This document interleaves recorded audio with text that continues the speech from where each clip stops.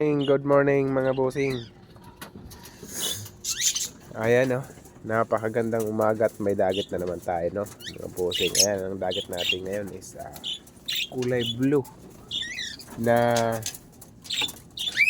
non-airing. Non-airing mga boss oh. So yan, ito non-airing din. Yung dilaw natin non-airing. Ito non-airing din. Yan.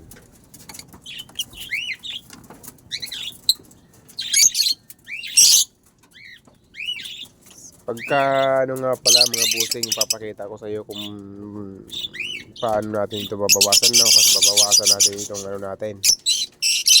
Itong ano, kinagat na sa loob.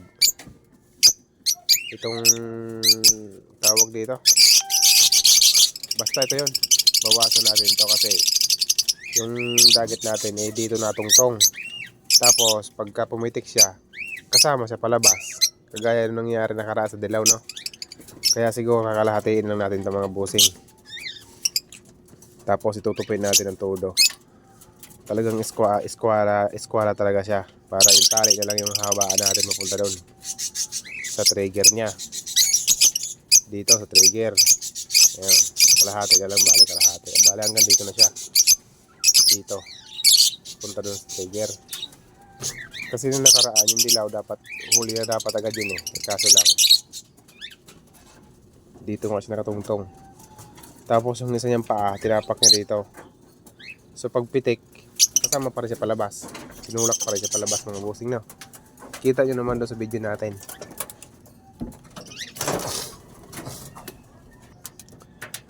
So ayan mga bossing, hindi natin ito mapatagalin no. Kaya pansin nyo naman yung dagat natin, parang mahina. Ayan, parang malungkot siya eh.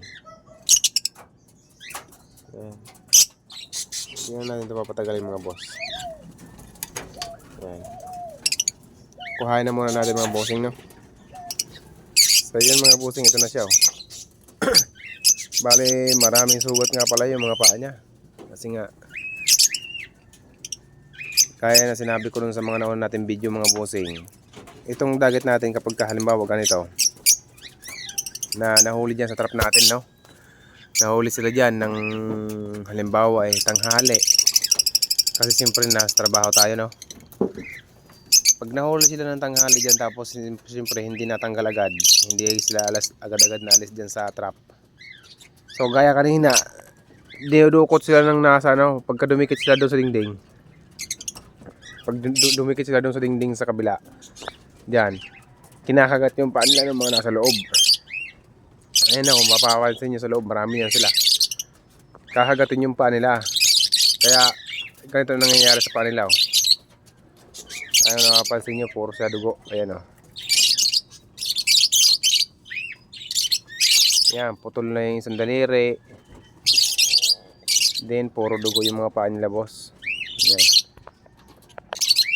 Dumudugo yung paa. Kasi nga, ayun o, puro sugat yung paa niya o. Ayan, sa may tuhod, sugat din. Ayan o. Yan, kinakagat yan ng mga nasa loob. Ganyan o. Kaya kailangan, kung may dagat tayo dito, hindi siya tatagal dito ng mga 30 minutes. Dapat mga 15 minutes lang ang itatagal ng dagat natin, no? Hindi sila pwede tumagal kasi nga pag tumagal sila, kadalasan pagka tumagal yung dagat natin, eh minsan hapon wala na silang daliri, minsan daliri na may iksi na lang, minsan gagaling naman sila kaso nga lang ang iba wala lang kuko. So pagka minsan napuputol talaga yung daliri nila sa paulit-ulit na pagkagat dyan ng mga kasama ng ibon, no? Sa mga nasa mga yan, mga nasa loob. So sila yung kumakagat kasi matatapang yung mga yan busing eh. Matatapang yan sila. So ito nga mga pala mga busing oh. Papatabain lang muna natin to, no? Hindi na muna natin to isasama sa ano, sa loob agad-agad kasi pansin nyo naman mga boss oh. Ayan oh. So, wait lang. Kung mapapansin nyo dito, sobrang payat. Ayan oh. Halos parang kutsilyo na yung dibdib niya oh.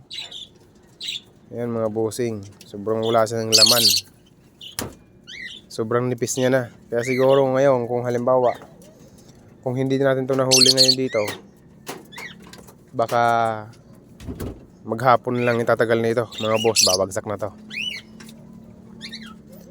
Wala na siyang makain eh. Ayan, yung binti niya, tinan mo, masakit yan, oh. Lang mga boss, pakita ko sa inyo, ayan, oh. Sugat. So, nipis.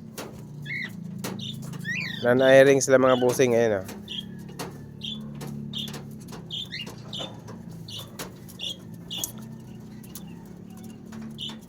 Di ko rin alam kung ano to, kak o kaya hen, no?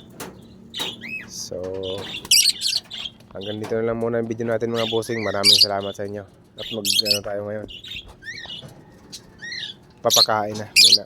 Thank you very much.